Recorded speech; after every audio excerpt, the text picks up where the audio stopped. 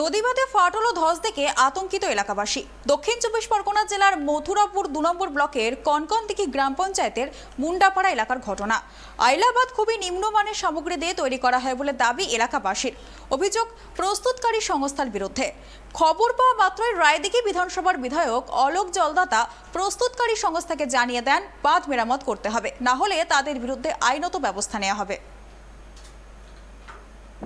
দক্ষিণ 24 পরগনা জেলার দাইদিঘি বিধানসভার মণি নদীর পাড়ে ইতিমধ্যেই সামান্য বর্ষাতে বিশাল নদীর ফাটল দেখা দিয়েছে নদীবাঁধে।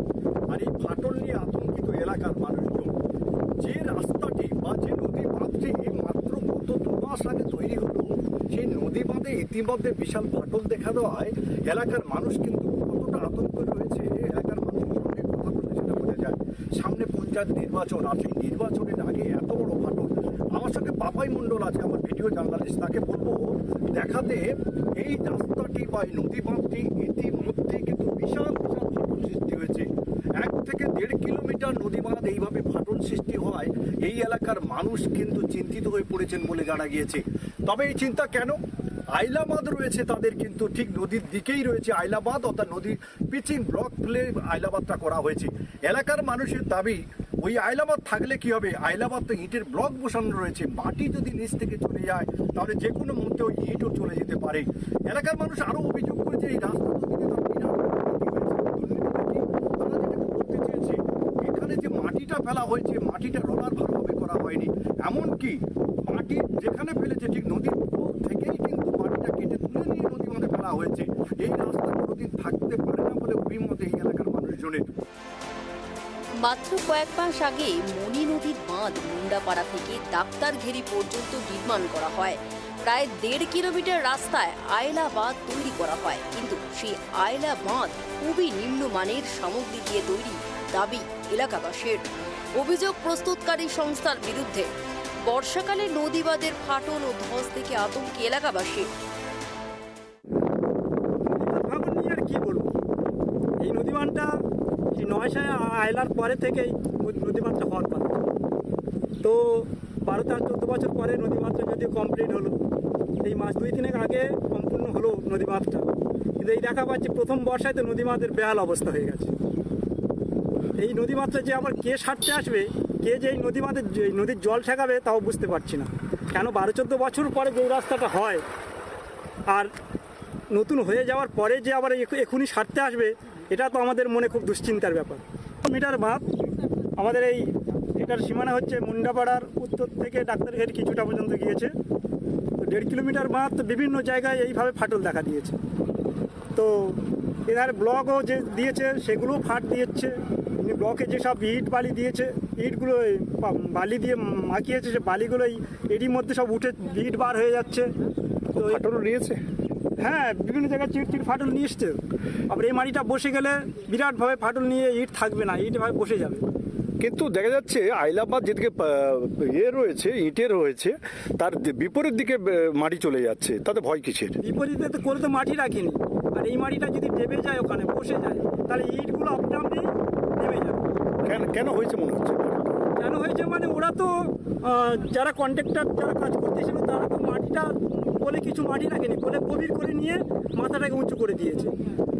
তার জন্য মানে যে কোমরে একটা শক্ত রাখতে হয়, সেটা বাঁধের কোনো শক্তি নেই। তার জন্য আজকের এই অবস্থা আমার মনে হয়। 2-1 দিন আগে বৃষ্টি হয় এলাকায়, আর সেই সামান্য বৃষ্টির মধ্যে প্রায় 1 কিলোমিটার মতো নদী বাঁধে ফাটল দেখা যায়। বেশ কিছুটা জায়গায় ধসের কারণে মাটি বসে যায়। অন্যদিকে আয়লা বাঁধেরও বিভিন্ন জায়গায় ফাটল দেখা দেয়, যার ফলে আগামী বর্ষাতে এলাকা প্লাবিত হতে পারে বলে এলাকাবাসীর ধারণা। তাদের অভিযোগ, বাঁধটি খুবই চওড়া হলেও একদম বাঁধের পোল ঘেঁষে মাটি কেটে তুলে নেওয়া হয়েছে। এই কারণেই এই শোচনীয় অবস্থা। ইতিমধ্যে আপনাদের প্রায় 1.5 কিলোমিটার রাস্তা আইলাবাদ হয়েছে, কিন্তু এই সামান্য ভরসাতে বিশাল প্রায় 1 কিলোমিটার জায়গায় রাস্তা ফাটল নিয়েছে এবং ধস নিয়েছে এই নদী বাঁধ। এই নিয়ে আপনার চিন্তা ভাবনা কী রয়েছে? আমরা আমরা এই এজেন্সিকে বলা হয়েছে, ওদের সঙ্গে আমরা কথাবার্তা বলে বলছি যে এটা ঠিকঠাক কাজ হচ্ছে না। বলার পরে ওরা বলছে যে আমাদের 5 বছরের কন্ট্রাক্ট আছে, 5 বছরের মধ্যে কোথায় খারাপ হয়ে যাবে বা কী সমস্যা হবে আমরা মেরামত করে দেবো। কিন্তু ইতিমধ্যে তো এলাকার মানুষ আতঙ্কে রয়েছে যেভাবে ফাটলটা নিয়েছে। সেটা এজেন্সিকে আমরা জানিয়েছি, আর ইতিপূর্বে ফের আমরা খবর করেছি যে কোনোভাবে আমাদের ধস লাভতে পারে। তা ওরা বললো ঠিক আছে, আমরা এখনই 2-4 দিনের মধ্যে লোক পাঠাচ্ছি। এই খবর পাওয়ার সঙ্গে সঙ্গে রায়দিঘি বিধানসভার বিধায়ক অলোক জলদাতা প্রস্তুতকারী সংস্থাকে জানিয়ে দেন অতি সত্বর বাঁধ মেরামত করতে হবে, না হলে তাদের বিরুদ্ধে আইনত ব্যবস্থা নেওয়া হবে। ইতিমধ্যে নদীর যাবতীয় কাজ শুরু করেছে প্রস্তুতকারী সংস্থা। দেওয়া হয়েছে, তার মানে ওই নদীর ওই এলাকাটা ভেঙে যাচ্ছে, যার জন্য রিং বাঁধ একটা রেখে দিয়ে তারপরে আয়লা বাঁধ করা হয়েছে এবং নদীর ওই জায়গাটা ভাঙন টাঙন বলে আস্তে আস্তে ভেঙে যাচ্ছে। এবং যেটুকুটা আমাদের যারা খবর পাওয়া গেছে সেটা ভোগ হয়েছিল এই জায়গা থেকে, ওই আয়লা বাঁধ যেখানে আছে তার পাশে সেই জায়গাটাও রীতিমতো মেরামত করা আছে। সেই জায়গাটা কিন্তু মাটি আর আয়লা বাঁধে কানেক্টেড, যে জায়গাটা সেই জায়গাটা থেকে হচ্ছে।